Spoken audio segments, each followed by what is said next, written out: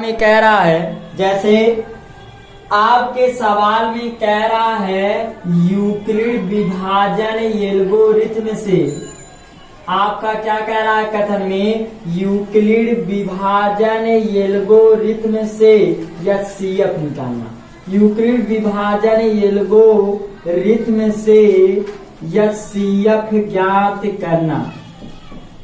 ध्यान दीजिएगा, यदि कभी भी हमारे समक्ष यदि कथन में आ जाए कि यूक्लिड विभाजन एल्गोरिथ्म से एचसीएफ निकालिए, तो हम कैसे निकालेंगे।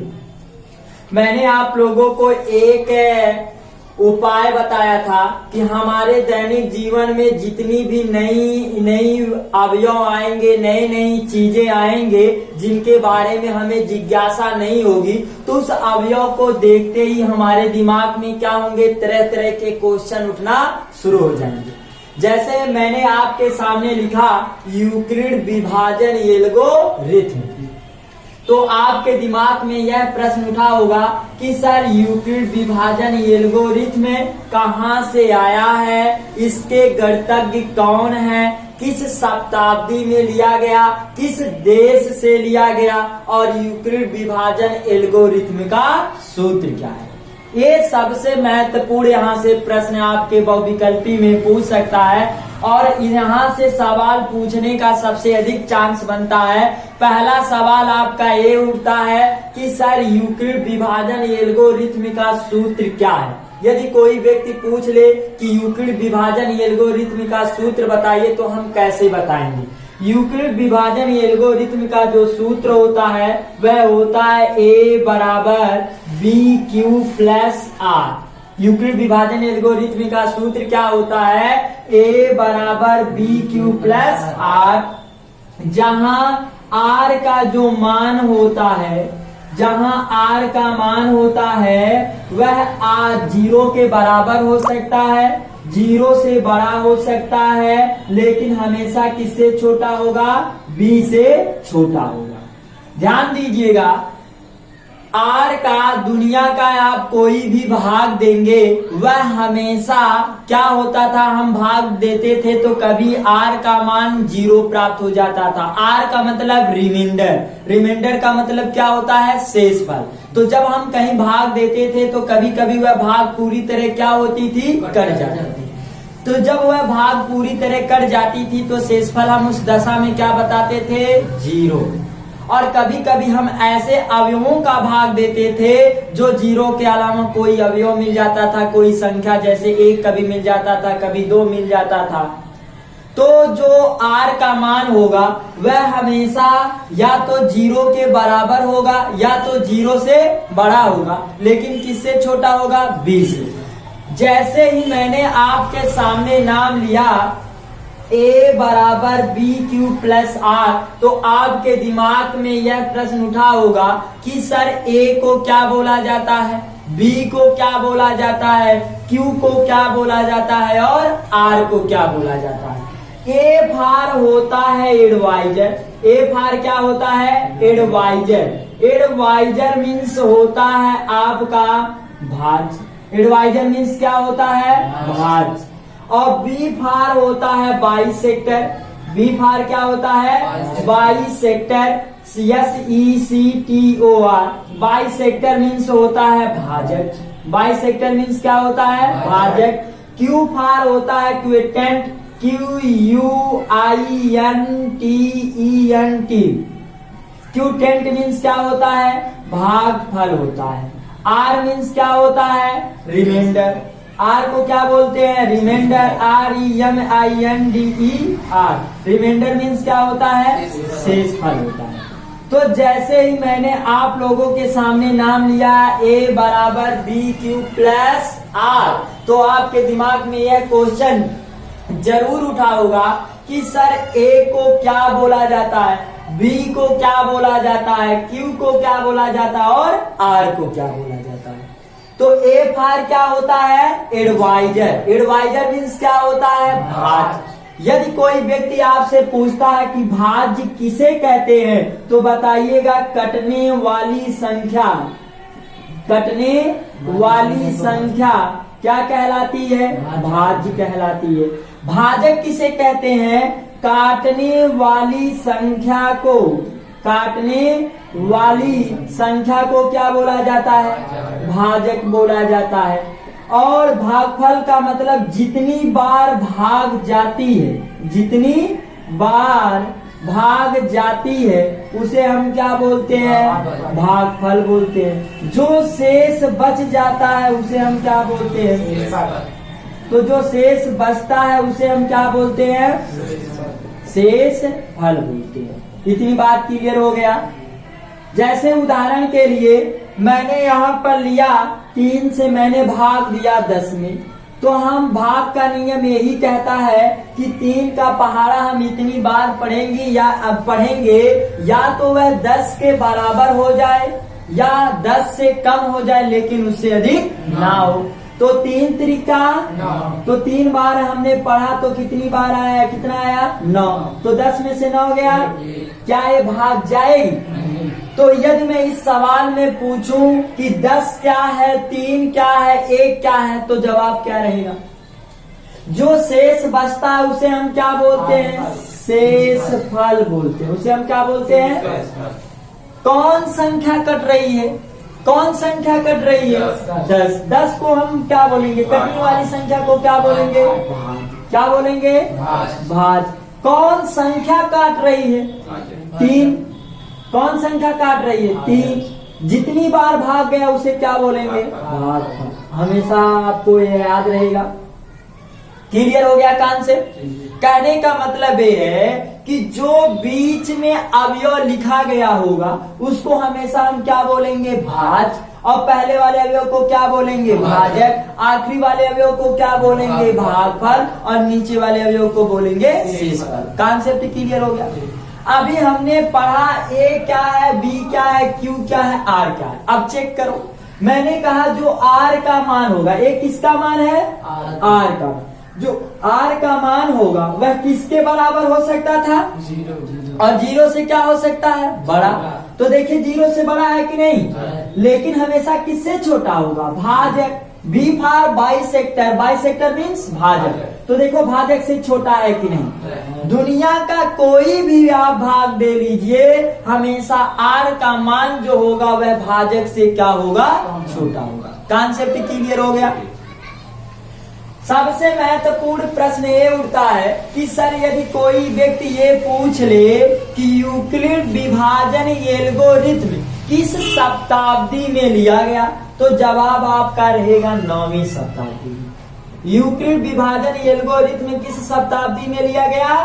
9वीं शताब्दी में। ऐसे आपके यूपी बोर्ड के एग्जाम में यह सवाल बहुविकल्पी में पूछा जा सकता है कि यूक्लिड विभाजन एल्गोरिथ्म किस शताब्दी में लिया गया। नंबर 1 13वीं शताब्दी, 19वीं शताब्दी, 21वीं शताब्दी, और चौथा क्या रहेगा? 9वीं शताब्दी। यदि आपको मालूम रहेगा तो आपको 1 नंबर मिल जाएगा। दूसरा क्वेश्चन ये है कि यह किस देश से लिया गया, तो बताइएगा। ये फारसी देश से लिया गया। ये कहां से लिया गया? फारसी देश से लिया गया। और इस गणतज्ञ का जो नाम था यल्ख्वारिज़मी, इसके जनक का नाम क्या था? यल्ख्वारिज़मी। क्या नाम था? यल्ख्वारिज़मी। तो इतने क्वेश्चन आपके पूछे जा सकते हैं यूपी बोर्ड के एग्जाम में कि यूक्लिड विभाजन एल्गोरिथ्म किस गणतज्ञ ने प्रतिपादित किया। तो जवाब क्या रहेगा? यल्ख्वारिज़मी। किस शताब्दी में पारित किया गया? 9वीं। किस देश के थे? फारसी देश के थे। इतनी बात क्लियर हो गई। अगला क्वेश्चन ये पूछ सकता है कि यल्ख्वारिज़मी का पूरा नाम क्या था। तो यल्ख्वारिज़मी का जो पूरा नाम था वह था मोहम्मद, क्या था? मोहम्मद इब्न मूसा। मोहम्मद इब्न मूसा यल्ख्वारिज़मी। यल्ख्वारिज़मी। यल्ख्वारिज़मी का जो पूरा नाम था वह क्या था? मोहम्मद इब्न मूसा यल्ख्वारिज़मी। इतने आपके बहुविकल्पी में क्वेश्चन पूछे जा सकते हैं। इतना कॉन्सेप्ट क्लियर हो गया आपका। लेकिन सबसे बड़ी हैरानी ये उठी होगी आप लोगों को कि सर हमने तो अभी इसके डिटेल्स के बारे में समझा, किस देश से लिया गया, किस गणितज्ञ ने पेश किया, किस शताब्दी में पेश किया, इसका सूत्र क्या है। लेकिन क्या अभी हम लोगों को ये मालूम हुआ कि यूक्लिड विभाजन एल्गोरिथम से HCF कैसे निकाला जाता है? क्या ये हमें मालूम हुआ? नहीं। तो यदि कोई व्यक्ति पूछता है कि यूक्लिड विभाजन एल्गोरिथम से HCF कैसे निकाला जाता है, तो बताइएगा आप लोग। यूक्लिड विभाजन एल्गोरिथम से HCF 3 चरणों में हल किया जाता है। कितने चरणों में हल किया जाता है? 3 चरणों में। और जैसे ही मैंने आप लोगों के सामने कहा कि 3 चरणों में हल किया जाता है यूक्लिड विभाजन एल्गोरिथम, तो आपके दिमाग में प्रश्न यह उठा होगा कि सर वह 3 चरण कौन कौन है। यदि हम उन 3 चरणों को अच्छी तरह समझ लें तो हम प्रत्येक सवाल को यूक्लिड विभाजन एल्गोरिथम से HCF निकाल सकते हैं। क्लियर हो गया? तो प्रथम चरण ये कहता है कि मैं सर्वप्रथम यह देखूंगा कि कौन संख्या सबसे बड़ी है। जैसे उदाहरण के लिए यदि 420 और 130 का HCF निकालने के लिए कह दिया जाए यूक्लिड विभाजन एल्गोरिथम से, तो हम कैसे निकालेंगे? तो यह कितने चरणों में हल किया जाता है? 3। कितने चरणों में? 3। प्रथम चरण यह कहता है कि मैं सर्वप्रथम यह देखूंगा कि दी गई संख्या में कौन संख्या सबसे बड़ी है। तो देखो 130 और 420 में कौन संख्या सबसे बड़ी है? 420। तो जो संख्या सबसे बड़ी रहेगी उसको आप सबसे पहले लिखना और फिर बड़े का चिन्ह लगाना, बाद में छोटी वाली संख्या को लिख देना। इतना कॉन्सेप्ट क्लियर हुआ? प्रथम चरण समझ में आया? मैंने क्या कहा कि मैं सर्वप्रथम यह देखूंगा कि कौन संख्या सबसे बड़ी है और बड़ी वाली संख्या को पहले लिखेंगे, फिर बड़े का चिन्ह लगाएंगे, बाद में छोटी वाली संख्या को लिखेंगे। दूसरा चरण ये कहता है कि मैं इसको A बराबर BQ प्लस R के रूप में लिखूंगा। दूसरा चरण क्या कहता है कि इस अवयव को मैं किस रूप में लिखूंगा? A बराबर BQ प्लस R के रूप में लिखूंगा। तो जैसे ही मैंने कहा इसका दूसरा चरण कि A बराबर BQ प्लस R के रूप में लिखूंगा, तो आपके दिमाग में एक सबसे महत्वपूर्ण प्रश्न ये उठा होगा कि सर मैं किसी भी संख्या को इस रूप में कैसे लिख सकता हूं। तो ध्यान से इसका आप जवाब सुनिए। यदि किसी संख्या को A बराबर BQ प्लस R के रूप में लिखना हो तो सबसे छोटी वाली संख्या से बड़ी संख्या में भाग देंगे। तो इन दोनों में देखो कौन सबसे छोटी संख्या है? तो 130 से हम भाग देंगे किसमें? बड़ी वाली संख्या में। इतनी बात क्लियर हो गई? इतना कॉन्सेप्ट समझ में आया? अब सवाल यह उठता है कि सर हम लोगों ने 20 तक पहाड़ा सीखा है। हम लोगों ने कितने तक पहाड़ा सीखा? 20 तक। लेकिन ये यहाँ पर पहाड़ा कितने पढ़ने की आवश्यकता पड़ गई? 130। अब सवाल ये फंस गया कि हमें 130 का पहाड़ा याद नहीं है, तो हम कैसे डिसाइड करेंगे कि ये भाग कितनी बार जाएगा? इसका आप एक हिंट समझ लीजिए, ट्रिक समझ लीजिए। मैं केवल एक ही अंक में गुणा करके यह पता कर सकता हूं कि भाग कितनी बार जाएगी। उसके हमेशा पहले वाले अंक में गुणा करना। उसके हमेशा किस वाले अंक में गुणा करना? पहले वाले। तो इसका पहला वाला अंक कितना है? क्या मुझे 1 का पहाड़ा सिखाया गया? तो हम लोगों को LKG से ही 1 से 20 तक पहाड़ा सिखाया जाता है। तो याद है पहाड़ा 1 का? तो यदि मैं 1 का पहाड़ा 5 बार पढ़ूं तो ये देखो 4 से अधिक हो गया कि नहीं? तो डिसाइड हो गया ना केवल एक ही अंक में। तो जब आप 5 बार में अधिक कर दे रहे हैं तो कितनी बार ले जाना? 4। तो 4 बार में आप ले जाएंगे तो 4 भी आपका क्या कर देगा? अधिक कर देगा। यदि जैसे ही मैं 4 बार ले जाऊं तो ये क्या हो गया, अधिक हो गया। और जबकि भाग का नियम क्या कहता है, अधिक ना। तो 4 बार में अधिक हो गया, कितनी बार ले जाएंगे, 3 बार। अब 3 का गुणा करो, 3 का गुणा 0 में करेंगे कितना होगा, 3 का गुणा 3 में करेंगे 3 त्रिका 9, और 3 का गुणा 1 में किया तो कितना होगा। अब घटाओ, 0 में से 0 गया, अब 12, क्या 2 में से 9 जाएगा, तो अगले वाले से कैरी लिया तो 12 में से 9 गया 3, और ये वैल्यू क्या होगा, करेंगे। तीसरा चरण ये कहता है कि ये इस प्रक्रिया को मैं तब तक जारी रखूंगा, इसी प्रक्रिया को मैं तब तक जारी रखूंगा जब तक R का मान 0 प्राप्त ना हो जाए। इतनी बात समझ में आया। क्या R का मान 0 आया तो यह प्रक्रिया क्या रहे, जारी रहे। अब सवाल यह उठता है कि सर जी जारी कैसे हम करेंगे, कैसे हम दोबारा हल करेंगे। तो जो शेष फल आएगा हमेशा शेष फल वाले से भाजक में भाग देना। हमेशा हम शेष फल वाले से किस में भाग देंगे, भाजक में। भाजक कितना है, 130। मैंने कहा कि मैं केवल एक ही अंक में गुणा करके यह पता कर सकता हूं कि भाग कितनी बार जाएगी, उसके शुरुआती वाले अंक में। तो इसका शुरुआती अंक कितना है, 3। क्या हमें 3 का पहाड़ा याद है, तो पढ़ सकते 3 का पहाड़ा इतनी बार पढ़ो कि 13 से अधिक ना हो।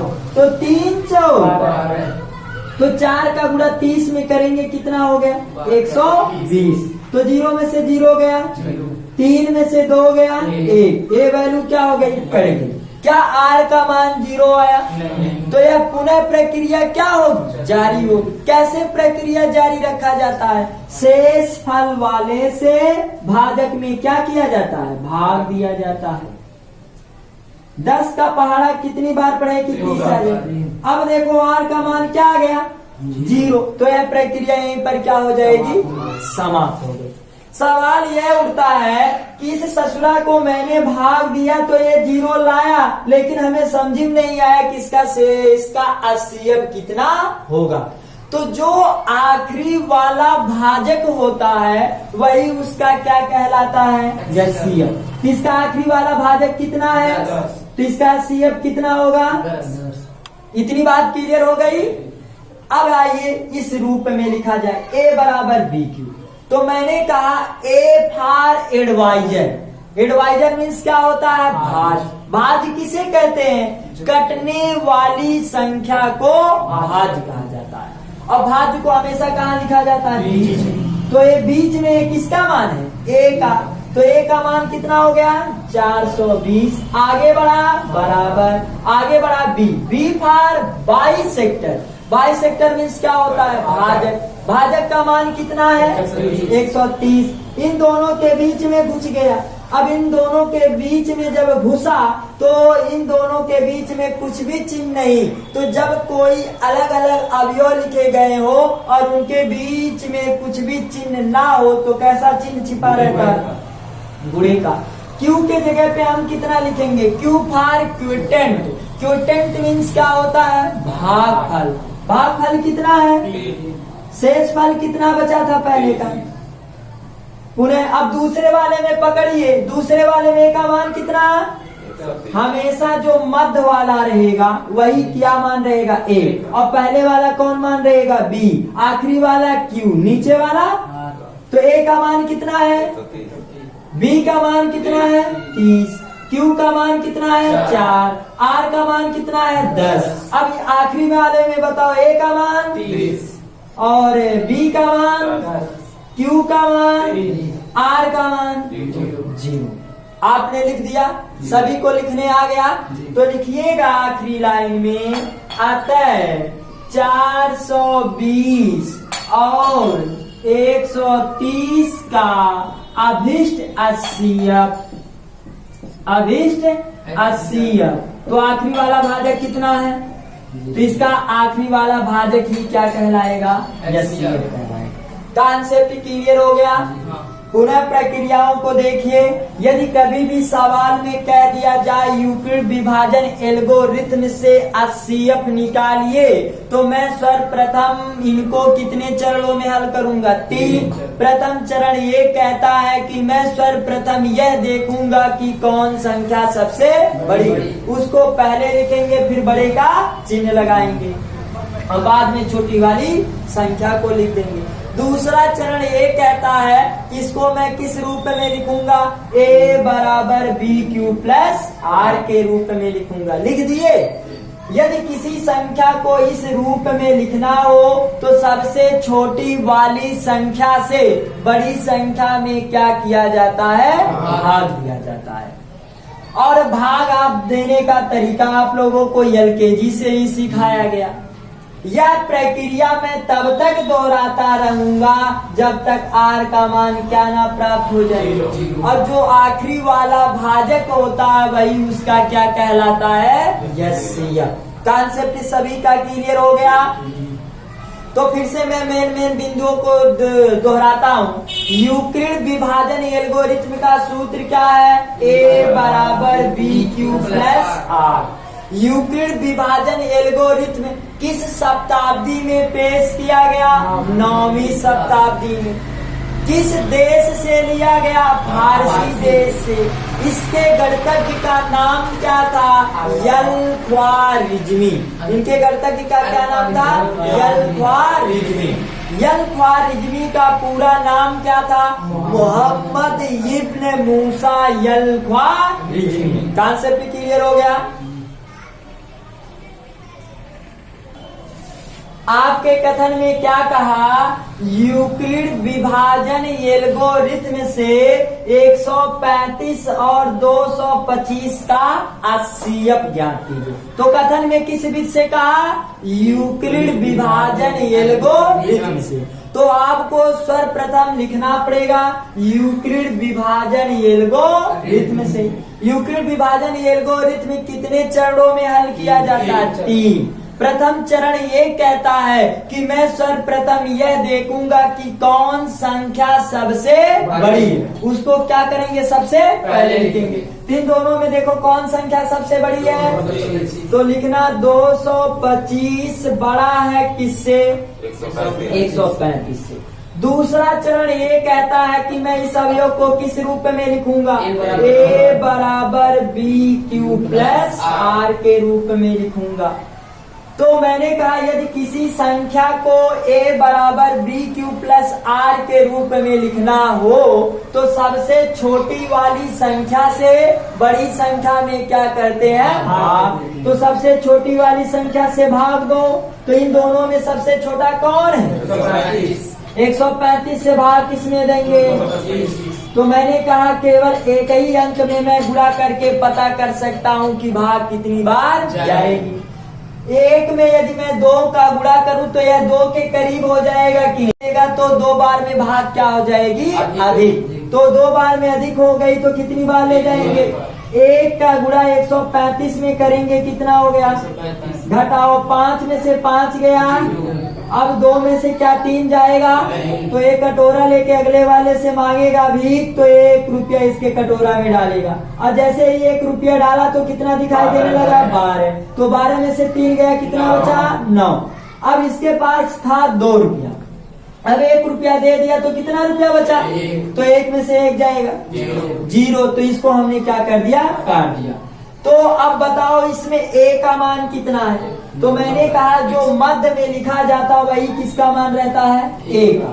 तो A का मान कितना है? 225। आगे बढ़ा, बराबर B का मान कितना है? 135। इन दोनों के बीच में कैसा चिन्ह? गुणा। Q का मान कितना? 1। शेषफल का मान कितना है? क्या शेषफल का मान 0 के बराबर आया? नहीं। तो ये इस प्रक्रिया को मैं क्या करूंगा? दोबारा दोहराऊंगा। कैसे दोहराएंगे? शेषफल वाले से भाजक में भाग देंगे।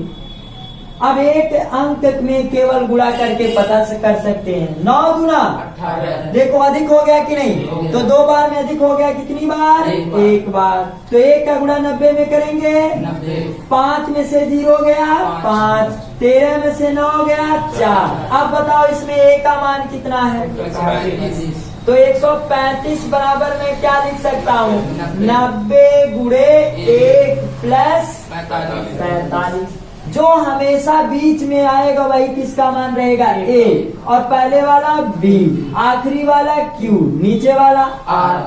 क्या इसका मान 0 के बराबर आया? पुनः प्रक्रिया दोहराइए, शेष फल वाले से भाजक में भाग दो, तो भाग दो 45 दूना 90, तो शेष फल कितना आ गया। अब इसमें बताओ A का मान कितना है, तो यहाँ पर लिखिएगा 90 बराबर 45 गुणे 2 और शेष फल का मान 0। तो लिखिएगा चूंकि R बराबर 0 प्राप्त हो जाता है, चूंकि R बराबर 0 प्राप्त हो जाता है, इसलिए कितने का 135 और 225 का अभिष्ट असीयब। तो असीयब मैंने बताया कि हमेशा किसको लिया जाएगा, जो आखिरी वाला भाजक। तो आखिरी में किस संख्या से कटा, इसका असीयब कितना होगा। प्रत्येक को समझ में आया, लग जाएगा सवाल, कहीं किसी को दिक्कत नहीं। आपके सवाल में दिया है किसका किसका निकालने के लिए, 867 और 255, यही ना। तो मैंने कहा था कि यदि कभी भी आपके सामने कह दे कि यूक्लिड विभाजन एल्गोरिथ्म से असीयब निकालने के लिए, तो यूक्लिड विभाजन एल्गोरिथ्म से मैं सर्वप्रथम इसको क्या करूंगा, लिखूंगा। और यह कितने चरणों में हल किया जाता है, 3। प्रथम चरण ये कहता है कि सर्वप्रथम मैं यह देखूंगा कि दी गई संख्या में कौन संख्या सबसे बड़ी है, चाहे 3 अवयव में दिया हो चाहे 4 अवयव में दिया हो। हमेशा किसको पकड़ेंगे, किसका चोचा पकड़ेंगे, बड़े वाले अवयव का। तो बड़े वाले अवयव का चोचा पकड़ो, इसमें बड़ा वाला अवयव कौन है, 867। बड़ा है तो किसका चिन्ह लगाएंगे, बड़ा का। किससे बड़ा है, 255। दूसरा चरण ये कहता है किसको मैं किस रूप में लिखूंगा, A बराबर BQ प्लस R के रूप में लिखूंगा।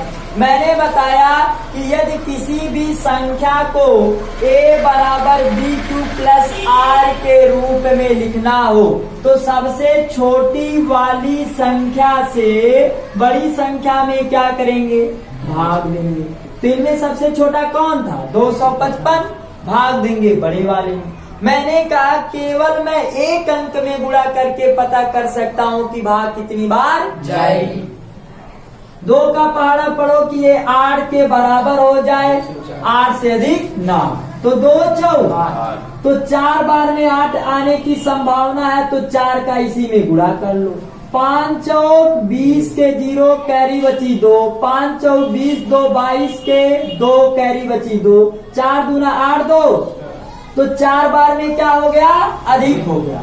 तो भाग का नियम कहता है अधिक ना हो, कम हो जाए या बराबर हो जाए। तो 4 बार में अधिक हो गया तो कितनी बार ले जाएंगे, 3 बार ले जाएंगे। तो 3 का गुणा कर दो इसी में, 3 5 15 के 5 कैरी बची, 3 5 15 1 16 के 6 कैरी बची 1, 3 दूना 6, घटा लो, 7 में से 5 गया 2, 6 में से 6 गया 0, 8 में से 7 गया 1। अब इसको A बराबर BQ के रूप में लिखो। A का मान इसमें कौन है, जो हमेशा बीच में आता वही किसका मान रहता है, A। तो A के जगह पे 867, आगे बढ़ा बराबर, जो पहला वाला होता है A किसका मान होता है, B का। B का मान कितना है, 255। इन दोनों के बीच में गुणा, Q का मान कितना है 3, प्लस R का मान कितना है 102। क्या इसका मान 0 के बराबर हुआ, तो पुनः यह प्रक्रिया दोहराओ। कैसे दोहराया जाता है, शेष फल वाले से भाजक में भाग दिया जाता है। अब एक का पहाड़ा इतनी बार पढ़ो कि ये 2 के बराबर हो जाए। 1 दूना 2, तो 2 का गुणा करो, 2 दूना 4, और 2 का गुणा 0 में करोगे 2 1 कम, घटा लो, 5 में से 4 गया 1, 5 में से 0 गया 5, 1 क्या हो गया करेगा। इसमें बताओ a का मान कितना है? 255 बराबर 102 गुणे 2। शेषफल का मान क्या 0 मिला? तो यह प्रक्रिया पुनः दोहराइए। 51 से किसमें भाग देंगे? 102 में। तो 51 दूना 102, तो ये देखो r का मान क्या मिल गया? 0। तो इसमें a का मान कितना है? 102। r का मान कितना है? b का मान कितना है? 51। q का मान 2, r का मान 0। तो लिखना चूंकि r इज इक्वल टू 0, इसलिए 867 और 255 का 80 कितना हो जाएगा? 51। समझ में आया? प्रत्येक विद्यार्थी को लग जाएगा। कहीं किसी विद्यार्थी को है दिक्कत? नहीं। यदि कहीं थोड़ी सी दिक्कत होती है तो एकदम बेहिचक पूछो कि सर यहाँ से नहीं समझ में आया, तुरंत बताइए। और जैसे ही आप एक छोटा बालक बन करके पढ़ेंगे तो आपके अंदर जितनी भी कमियां होंगी वह धीरे धीरे दूर हो जाएंगी।